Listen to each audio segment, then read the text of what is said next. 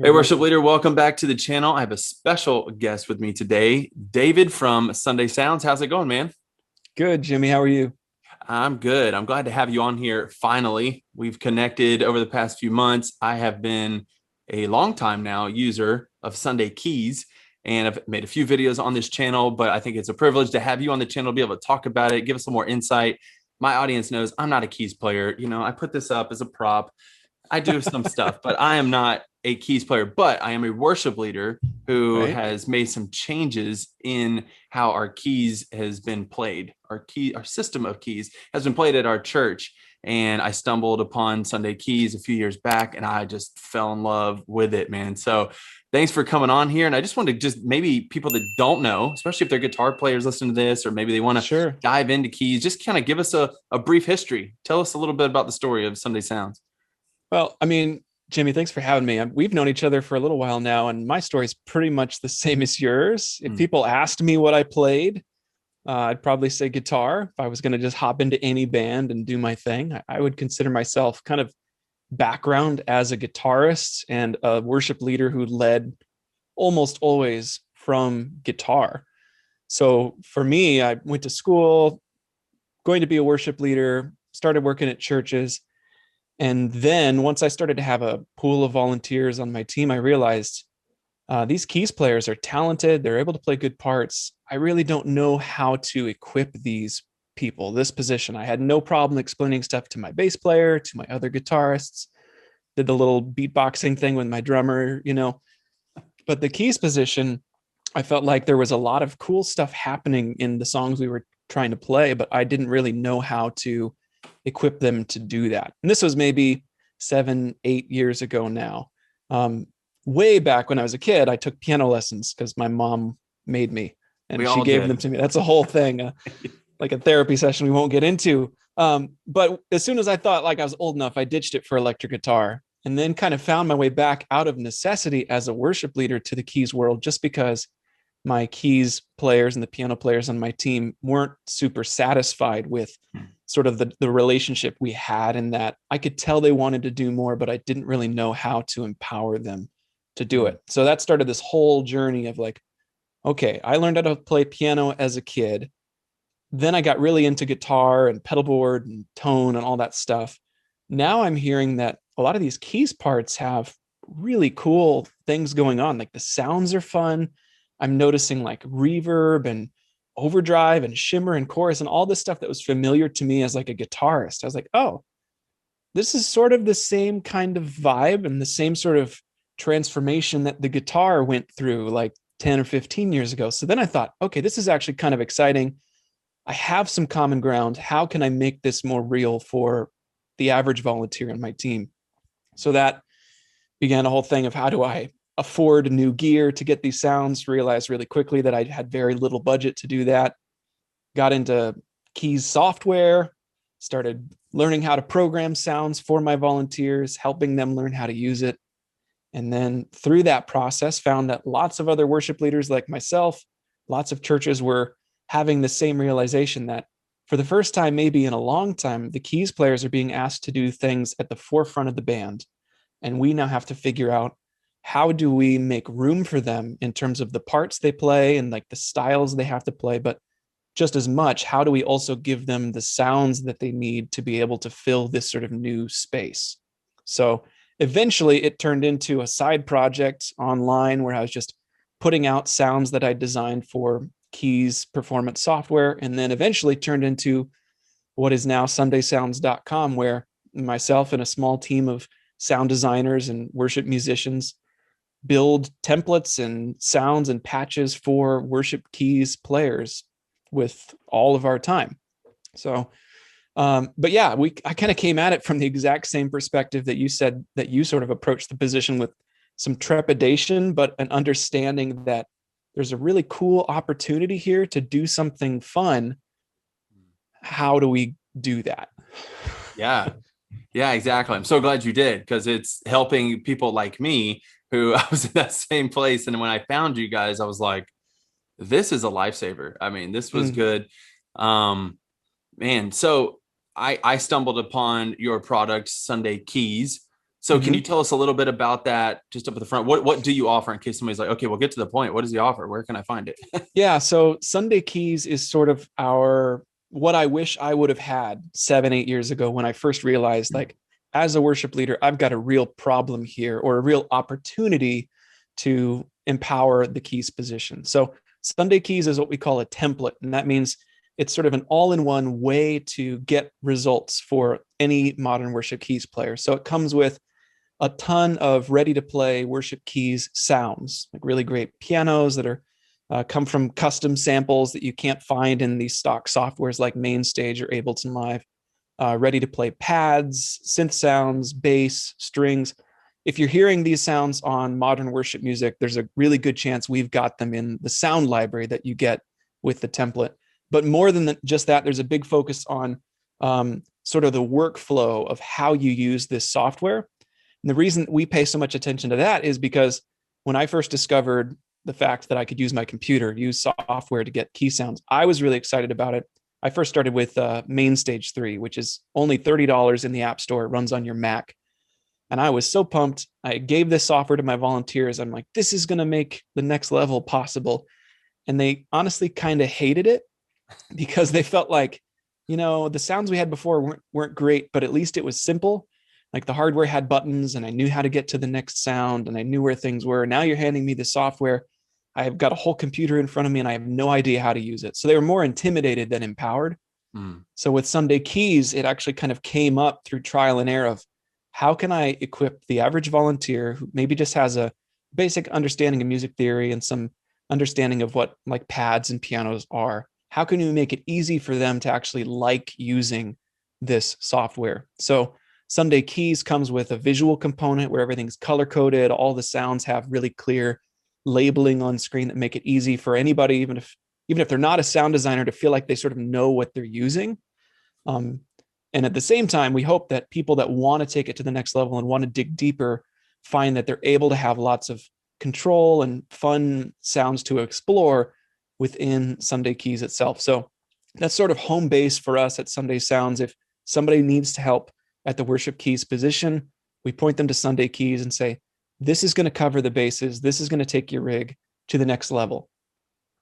Yeah, I think it's great. You mentioned that was what was the most helpful thing for me as a worship leader to then communicate to my keys players. This transition was the interface was the user experience was so easy. It was color coded, and I would just say if you're going to do it, spend the money to get the decal that goes. We bought the Yeah, the little, let's get it in yeah, I was focus say I here. have one, but it's at the This church. guy. Yeah, so I can bring it up that's here. Maybe it'll get into focus. the Nano Core 2 Nano Control 2 from Korg. from Korg, yes. And Yep. you guys offer this little skin, and I just remember thinking, there's nothing better. You just reach down and be like, oh, that's orange, that's green, that's blue. You got the tone or whatever on one side and the volume on the other, and then you got the knobs up top. And it got me as a guitar player. I was like, man, I want to play keys. It's like I could do this. I'll just fade in these sounds and transpose everything to the key of C, and I am good to go. It's that sort of like, I feel like when I was first getting into it, and even now, I'm still sort of thinking in that like tone tweaking mentality that was so familiar to me in pedal board land. And then later in like digital modeling land, like Helix and stuff like that. It's the same sort of goals we're going for. Like, how do we get it to sound beefy? How do we get it to sound nice and wide? How does it fill the right amount of space? Keys players have those same opportunities now to ask and answer those questions as guitarists. So it's a really sort of symbiotic relationship between those two components of the band. But even more than that, it's the same mindset. So I felt like shifting from guitar to keys was sort of a natural extra skill set to bring on, because the tone stuff sort of translated over in really fun and unique ways. Some Yeah, really total similarities, and then other areas it's like this is like a whole different ball game, but it's just as fun. right. Yeah, another way I like to use it is our keyboards have these like 16 pads, and inside y'all's program, you have like the tonic pad player. Yeah. And Mm-hmm. I was on our other computer just to make it easy. I made little stickers, which you might provide. I don't know, but I made my own that had Yeah. like the letters of the keys on Yeah. there, so they We could just do. like Yeah, hit that. we've got those decals too. That's what I Yeah. think I So saw that. Yeah. Yeah, so tonic was just for those Sunday at my church. It was those Sundays when I didn't have a keys player, right? I just wanted like an ambient pad, but I wanted somebody to be able to like control it in the moment. So in Sunday keys, we call it a tonic pad player, but it's actually generating the sound in real time, which means you can change how it sounds in really interesting ways. So people use it to cover transitions, or they'll just kind of put it on the background and then play keys over the top of it. It's just one of those, like, again, it's sort of the all-in-one, like if it's something you need, it's always there. And when you don't need it, you can just kind of leave it off and play live and have that flexibility, you know? Yeah, I love it. And yeah, and then you could change like it took me a while, but then I was like, oh yeah, there's not just one pad sound. You could like scroll and there was like 8 different pad Yeah, we got sounds. different presets in there, different voicings to like fill different amounts of space, or maybe you need the pad like up here for some like really bright, or kind of darker, more moody for another song. So Yeah, again, we're just trying to like give people predefined options, because for most volunteers, like that's what paralyzes them, is just saying like just do something new is right. maybe the scariest thing you can say to the average volunteer, because they're like, well, like you've told me you like the stuff I do, so why now do you not like that stuff, or will you like this next idea that I've got? So Yeah, giving them like a palette of choices, and like any of them is fine, is that's what I love to say to my volunteers if I'm leading or guest leading or something. Like any of these are fine, just find the one that you think is cool, right, giving them like 4 piano options, 4 pad options, and saying just like go to town, like right. explore what's here and see what comes out. Yeah, that's awesome. Well, that's kind of a good transition to the next part. I wanted to give some tips, Mm, for maybe new keys players, or maybe we've got guitar players and they're like, we need keys now, or whatever, or sure. worship leaders needing to talk to their keys players. And I was thinking of some tips from my experience as a non-keys player, but as a worship leader, things I've been able to tell my team, things that I thought were helpful. And then maybe as we Yeah. talk about them, you can speak into them. And the first one was, and maybe this is just because I'm an electric guitar player, but so are you, is to, for a keys player to transition, we've already kind of talked about, to think like an electric guitar player. And what I mean by that is Yeah. that most of my volunteers in my experience are piano trained players that Mm-hmm. are not thinking about their tone as much because they've grew up on a piano. It's just a Right. piano. I'm just going to play the sound that's on there. I know I'm generalizing hugely No, you here, you you are right on the money, I think. but transitioning electric guitar players, they will spend hours, actually just 99% of the time they have to prepare for Sunday, worrying about the tone more than even the parts. Like they Yep. think about each part and what effect, and so Right. so getting keys players to transition to think like that has helped. And the reason I bring that up is because Sunday Keys has made that easy, where you can just pull in and out different parts. So what do you have Mm. to say about that to your fellow keys players? I think you're right on the money, and I think it's a good way to phrase sort of a complicated concept, but it works really well, in my opinion, for 2 reasons. The first reason is just that uh, these are the toes that you're most likely to step on, right? As you Mm, try and do this new thing, as you step in from like what I describe as like a piano roll to a keys roll. mm, If you don't do that as a team, you are likely to tick off your electric guitarist from time to time, right? Everybody sort of has to be on board with this and bought into, we're going to be sharing some space that maybe has been solely belonging to electric guitar one mm, for the last 10 years sonically. So that's the first reason. I think it's a great way to phrase it, because it immediately puts the electric guitarist on your team in a position of sort of like shared language and sort of advocacy for the keys player, because the keys player can say to the electric guitarist, like, how's my tone? And mm, that's a great question for the keys player to feel like they can ask the electric guitarist, because then the electric guitarist feels like, oh, I'm actually helping this position. We're working together to do something exciting, and sort of play off of each other. So I think it's a great way to phrase things in that regard.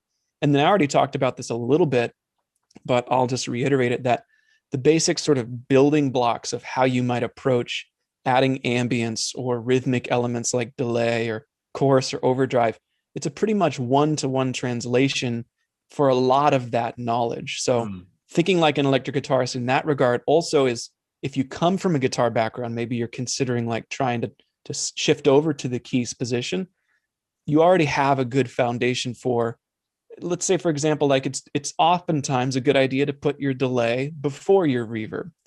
Other times it sounds really cool to do it the other way around. It just Mm-hmm. depends on what you're going for. But some of that head knowledge that a lot of electric guitarists have after 10 or 15 years of pedalboard mania, you can transpose that over to the keyboard and have a great start. And I think it makes sense because electric guitarists at this point know it's not enough to learn the syncopated lead part.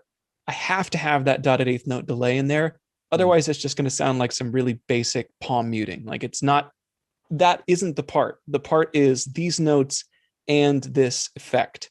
Yeah. Yep. That's where us keys players are at now, oftentimes too. It's not these notes in the right hand, it's these notes with a bright synth lead, Mm, not a piano. right. Because if you pick out the parts and you're playing that lead, but you have a piano sound and it was originally like this massive, dance music lead, it's a different vibe. Maybe it's not bad, but it's definitely not the same. So guitarists intuitively sort of understand this now, and keys players are learning those same lessons. So I think the relationship is symbiotic in terms of experience and in terms of like the sonic space everybody ends up filling once you're on stage actually trying to play music like together in a supportive way. Yeah. So I was thinking about little sub tips under this point. If someone Sub is tips, I love it. sub tips, if someone is not an electric guitar player and they're like, I would love to think more like an electric guitar player, but what does that mean?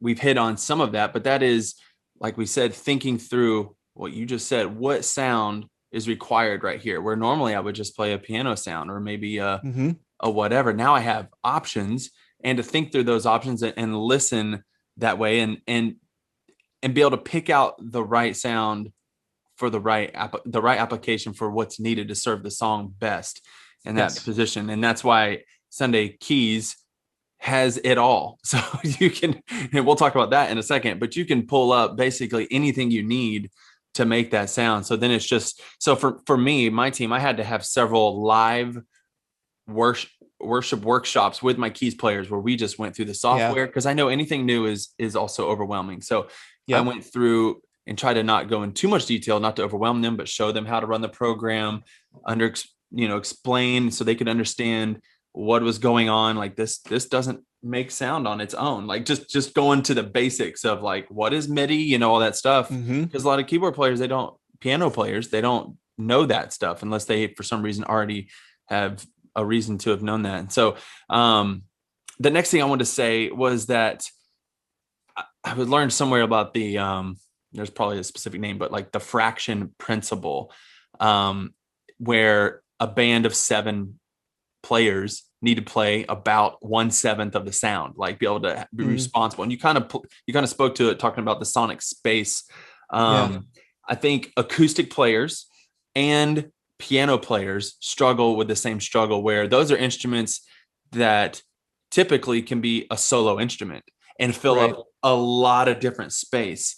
Mm-hmm. And so electric players who come from acoustic guitar just go Yeah. Chugga crazy. chugga. Right. Yeah. And so piano players kind of do the same thing. And, there's these jokes, me and my keyboard players, we always have this joke every time there's like a meme where it's like got tape on the bottom, octaves over there, like stay away from here. Or, but the other point I want to say, we were coming off of the discussion of having different effects and sounds, is that the Yeah. more effects and sounds you have, the less notes you need to play. And that's true for electric guitar as well. You got Yep. tons of reverb and delay, which sounds good. It's single note lead lines does not sound good with a full chord. And that same principle applies to keys.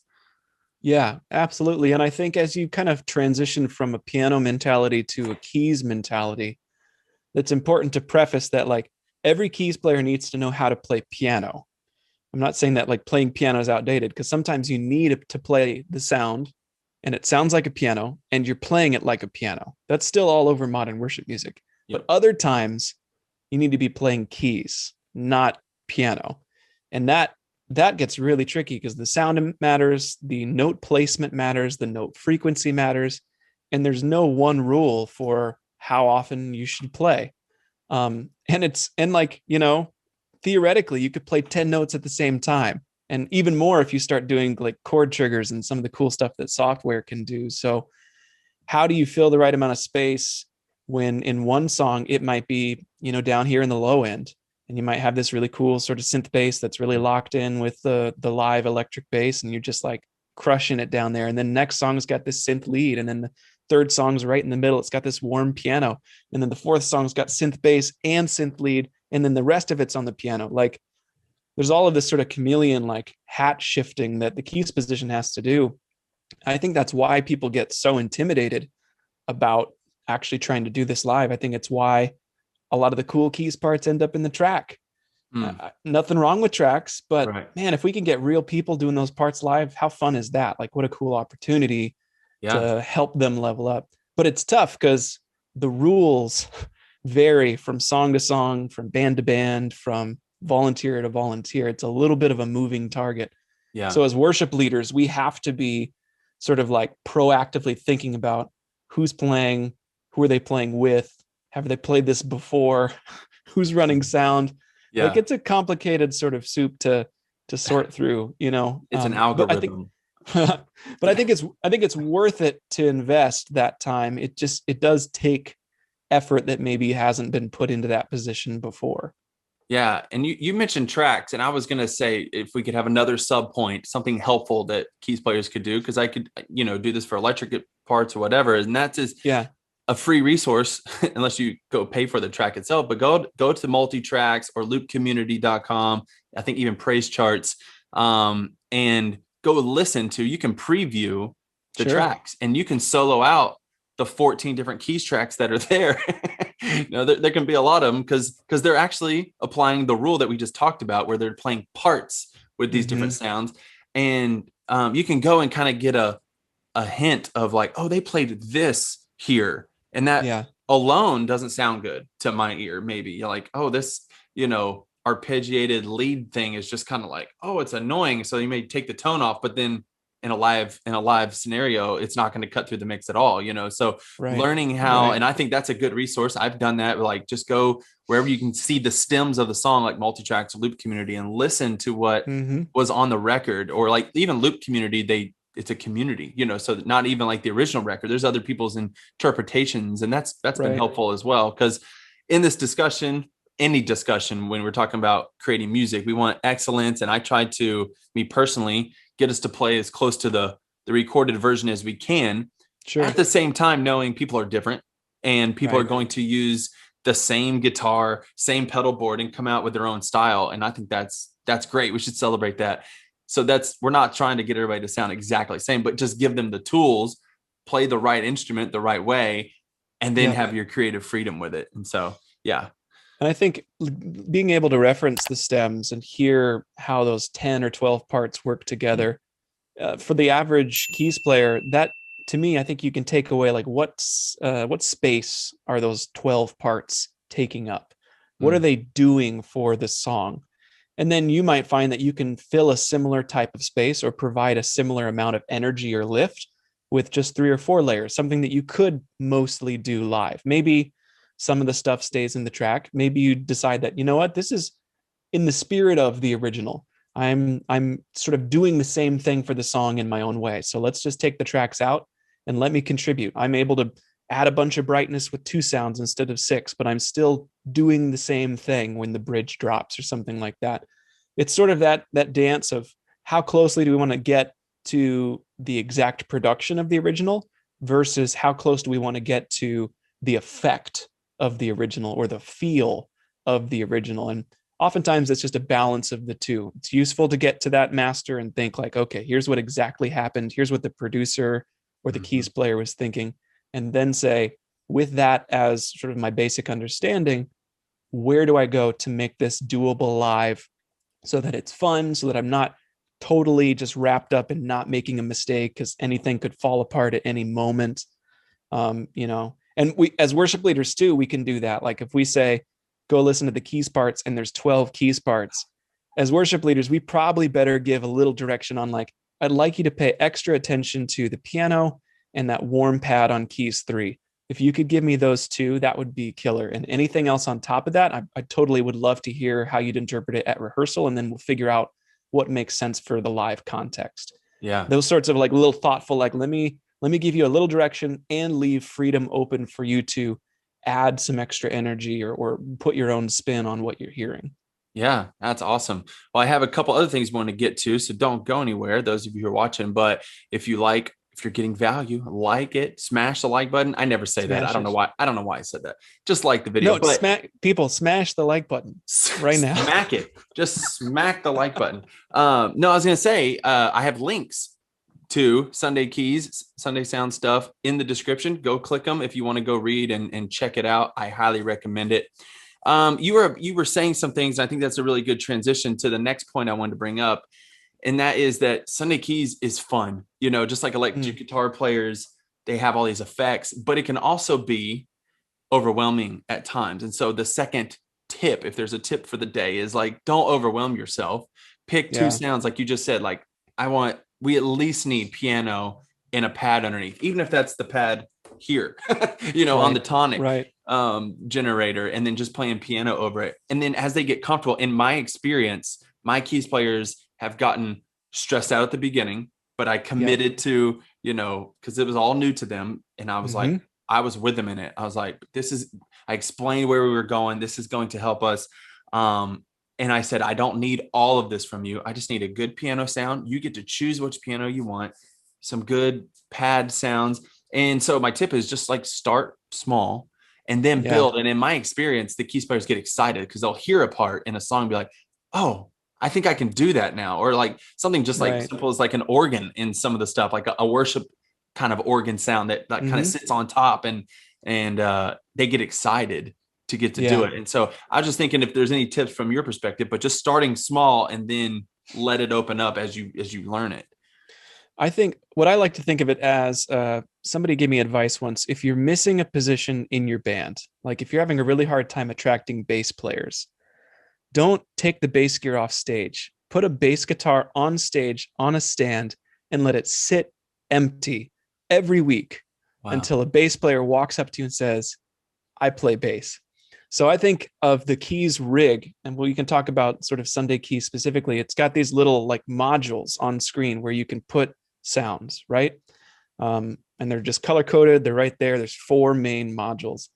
So I think if you're starting out, maybe you've got somebody from a piano background, put a piano right there in module 1. Say, here's your piano. Anytime you feel uncomfortable, there's your piano. You can always go back to that. And then give them like something in that second module. Say like, here's a pad. If you're not really confident in what this is, it's just going to kind of trail after your piano. So as long as you're not playing too busy, it's just going to sound pretty great no matter what you do. And just show them how to turn that up and how to turn it down. And then leave those other sections sort of empty, right? The proverbial instrument not used on stage, and say like, when you're ready, let me know and I'll show you how to put a sound in one of these sections. Or you could just show them at the beginning and say, anytime you want to add a third sound, just go ahead and add it. It takes a couple clicks and then you've got that sound. You still know how to turn it off. So if you try it and it's a disaster during rehearsal, just no worries, take it out, try something else. But sort of make sure they know they have that potential to like add another layer or try a substitute sound. Like say, here's the electric pianos. If you don't know what that is, don't worry about it. But if you want to try it instead of an acoustic piano sometime, here's how you get to it. Give them that option to say like, they're cool with me using these. Otherwise, they wouldn't have given me permission to fill these sections or these modules with sounds. Sort of like if you put a cool pedal board in front of somebody who's never really used a pedal board before, they're just going to start stomping on stuff. And that's awesome. That's what you want somebody new to the concept to do. You want them to feel free to like engage with it, explore it, and say like, oh, I wonder what this button does. Build that up for your keys player a little bit too, but in a way where they always know how to undo something. They always know how to take something out or try a different way, so that no matter what combinations they come up with, they're never going to feel like, well, that ruined everything, or that was a huge waste of time. It's always just like seeing what works, seeing what doesn't, building out their comfort in that sort of way. Yeah, that's good. It reminds me that you said that. I think one of our last workshops I had with keys players, I showed them, because you have the patch builder area where you have a bunch of templates in there that a lot of times that's just what we use because they're really good templates. But I showed them how to use their patch builder, and I made one in front of them, and then I had them each spend some time and watch each other kind of make their own sound of sounds they enjoyed, and we got to name it their Yeah. names. And so they kind of like Nice. had their own template that they remembered making. Yep. And so yeah, that was super helpful. I think the main thing is like just don't get overwhelmed. But like you said, it's like you have access to all this stuff, and if the creative side of us comes out, we want to do it, and it Yeah. just pulls it out of us. And the other thing is that if someone already has a Mac, that's always like the one caveat. Yeah. If someone already has a Mac, they can get MainStage for, like you said, $30. Yep. And then Sunday Keys, it's relatively inexpensive as long as you already have a MIDI controller. But even if, I Yeah. mean, the biggest expense is the computer. If they Yep. don't have a Mac, you can run it on Ableton as well, which Ableton can get expensive. Yeah. But you can run on Windows Which you if can you run wanted on to. Windows. Right. So is there Yep. other gear things that people should be aware of when thinking about a setup? I mean, honestly, I made a couple videos on this channel already. I'll link those Yeah. below showing Yeah. exactly how I ran it. But what would you suggest as far as some gear to think it through?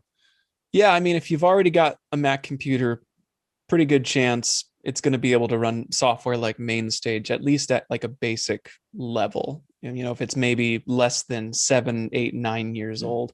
And if you need a new computer, the new M1 Mac computers, like even the MacBook Air now, which is only $1,000, it runs MainStage super well. Yeah. Is that what you're using now? Yeah. Yeah, they're crazy powerful. I mean, $1,000, that's an investment, but it's also going to be future proof for 5, 10 years. There's no moving parts, so it's not going to break down on you, and you're going to get a ton of value over the life of that system if you're using software like MainStage. In terms of like a keyboard, if your keyboard's less than like 35 years old, then it's got a port on the back that will let you connect it to your computer. You might need a little adapter cable, but it's going to have a MIDI port or a USB port on the back. You plug it in and it's good to go. So unless there is literally no keyboard on your stage right now, then you don't need to buy a new keyboard. You can just use the one that you have. Right. Maybe down the road you upgrade or whatever, but to get started, just buy the right cable, connect it into your computer, and then you're ready. That's how I started. I spent $9 on a cable to connect my keyboard to the computer. I spent $4 on a little splitter to get the headphone jack connected to my soundboard, $30 on MainStage, and all of a sudden, hey guys, we've got this new rig. That's Yeah. not a bad place to start. I do like this guy, like some sort of controller to make it like easy for a volunteer to touch. This Yeah. is only like $60. And you can just connect it alongside of your keyboard to your computer. Like most people just set it on top with a little Velcro or something. And the cool thing about that is then even if you replace the keyboard down the road or you move the rig to another, like an outdoor service or something, the little controller just goes right along with you wherever you are. So it's still going to be the same feel for your volunteers. And typically it's cheaper to just buy this guy and use your existing keyboard than buy a brand new keyboard with a bunch of bells and whistles. Yeah. That might not even be as intuitive for a volunteer to use. So Yeah. So I did that at first. We bought what is it? The M Audio Code 61 is the one that we have, our MIDI yeah. controller. Mm-hmm. And it has all the sliders. Yeah. I'm trying to remember though. I don't think it has the 3 buttons. Sure. I think that's what it's meant. I had one button underneath each Mm-hmm. thing, and you can assign these buttons different effects for those who hadn't seen it yet.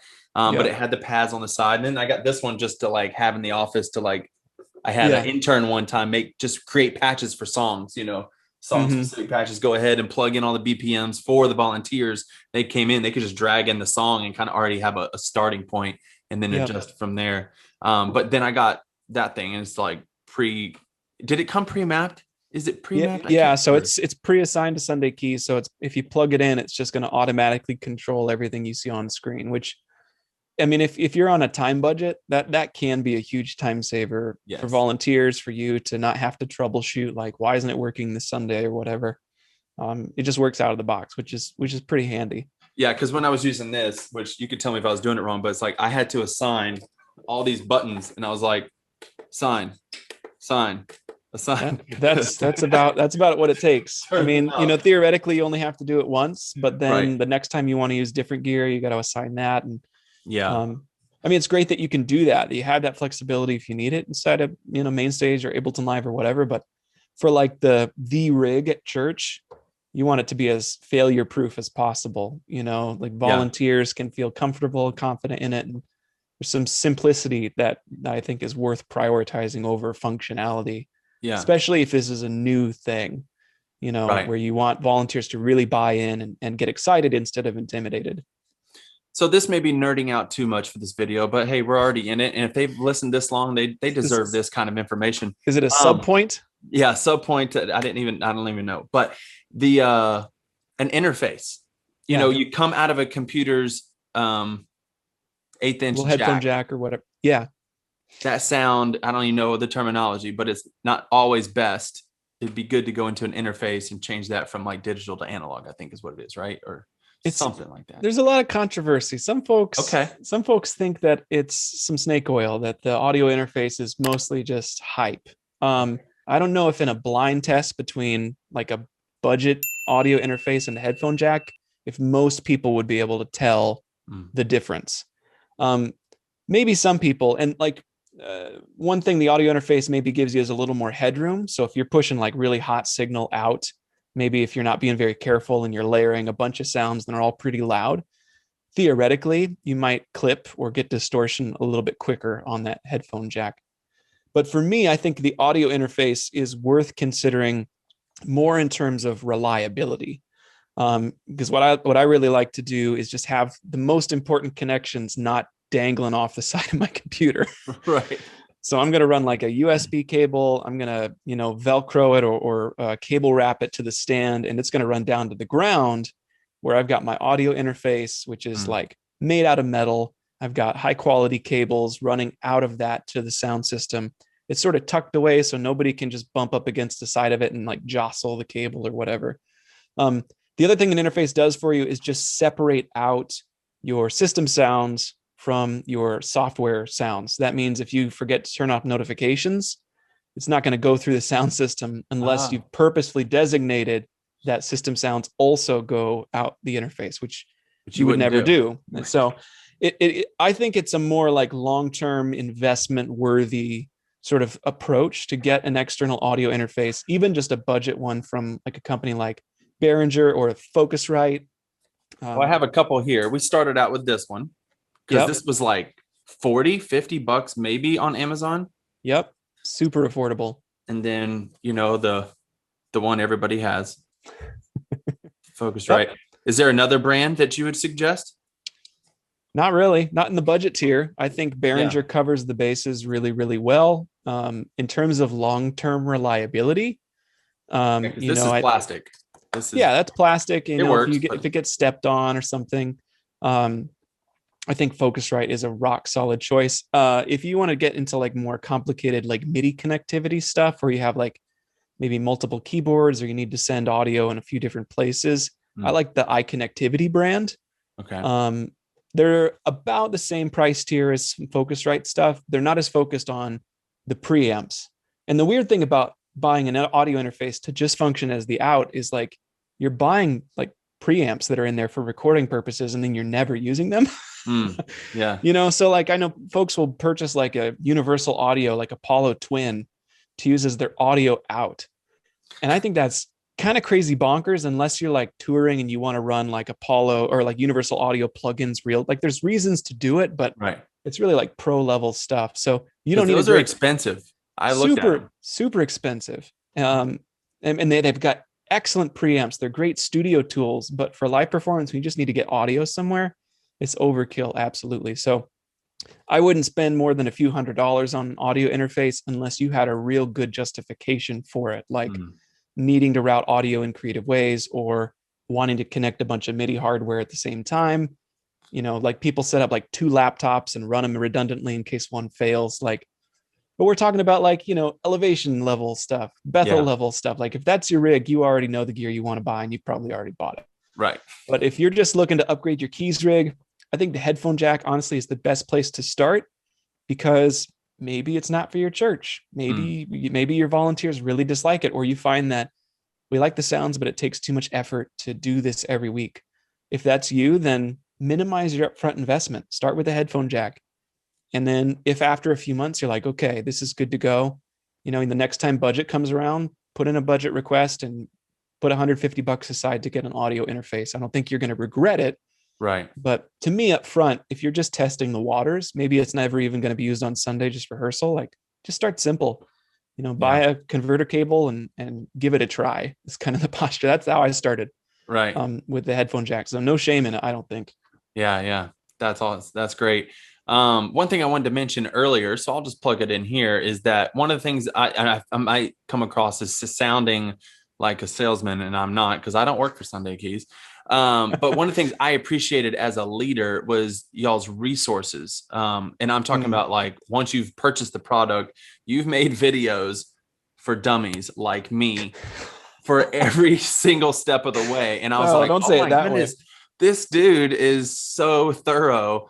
I love it. Like you were like, your computer might say this. And I was like, yes, mine did say that. You need to go up in some setting I would have never even thought about. And so I just want to make sure I say that because I really believe that I said that to you. Like when we Mm. first met, I was like, Yeah. because Yeah. I Yeah. mean it. I think I said it in my other videos. And that's something you don't always get with just any company. So I just wanted to thank you for that. Oh, thanks, And man. just give some Appreciate it. encouragement. I know that was something you talked about with me that was a priority, and I was just say, well, you tried and it worked, so good job on Thanks. that. So I was thinking about ending this with I have a heart for worship ministry. I don't like doing things just to do them. Always explaining the why behind Mm. things, and so there might be people here like, why do I need to sound like the album or whatever? There's all those kind of discussions, but Yeah. my my main goal and my re New Year's resolution this year, I had two of them. One of them was to make, I just wrote it out. My goal this year is to make things as easy as possible for the volunteers. Mm-hmm. That was one of my main goals. And so this may, a jump to this kind of thing may seem not as easy because it's a lot of technical things to worry about. But once you get past that, it's like now I can know, like the volunteers can know they can get the sounds that they want. And so all of this to me has a broader purpose of one, helping them. And then that even like is second, I think, to like serving the song, which is ultimately serving the church to Yeah. connect to the music that we're playing rather than being a distraction. Right. And I know you just as much as me, we have like more of a pastoral heart behind it. And I think that sometimes these conversations of thinking about the little things and interfaces like, oh, let me just play piano, like why do I need to worry about all this, David? Tell me why.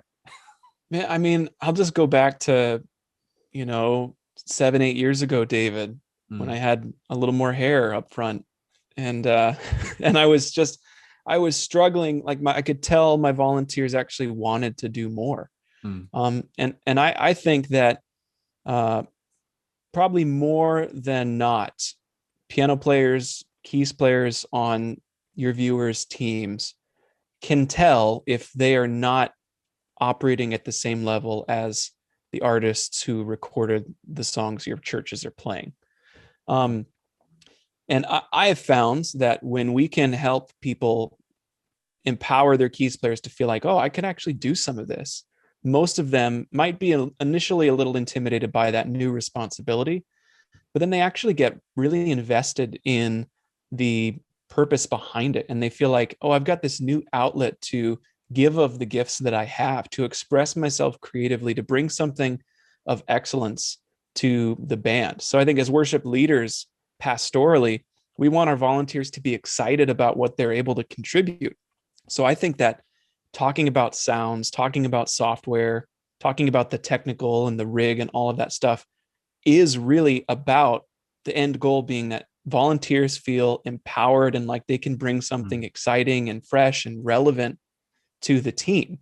And then when that happens, I think the whole team sort of levels up as a result of that happening, right? I mean, if the keys players are all of a sudden or over time sort of filling this space that they maybe weren't before, that makes room for the electric guitarist to try something new. That encourages the bass player to level up their approach. And oh man, that synth bass is locking in with the kick. I'm going to lock in with the kick too. Like, let's have a conversation about bass tone yeah. and how we can more accurately emulate or fill that same sort of space. It just sort of trickles and spreads out across the whole band, I think. So it's just about empowered volunteers, or even empowered, musicians that are on staff, like just setting them up so they feel like they're contributing something that's relevant, something that's fun for them to use. And then the audience is probably never going to say like, man, now that there's ARPs, I'm really being ministered to. So it's not about that like flashy, like, like let's melt their faces off with lead synths or something. Right. But it's more about just like, let's just kind of give people something that feels pretty familiar to the songs they're listening to at home. Let's give them something that helps create an atmosphere where it is easy to meditate on the words and the message behind what we're singing about, and reflect on the week that we've had and where we're sitting with God in that moment, what's happening in the room. I think that sounds and the keys position in general can help to remove some of those barriers, to eliminate some distractions. I'm a big fan of not like using the keys as sort of this mostly a band-aid over all dead space ever. Yeah. So, it's not about just saying like, let's make sure there's never any silence, or let's make sure that every transition is padded out and perfect for the rest of forever. I don't think that that's a useful conversation. But at the same time, I think the keys position, when executed well, can serve to sort of glue the band together, and make space for everybody else to sort of really do what they're supposed to do from a musical standpoint.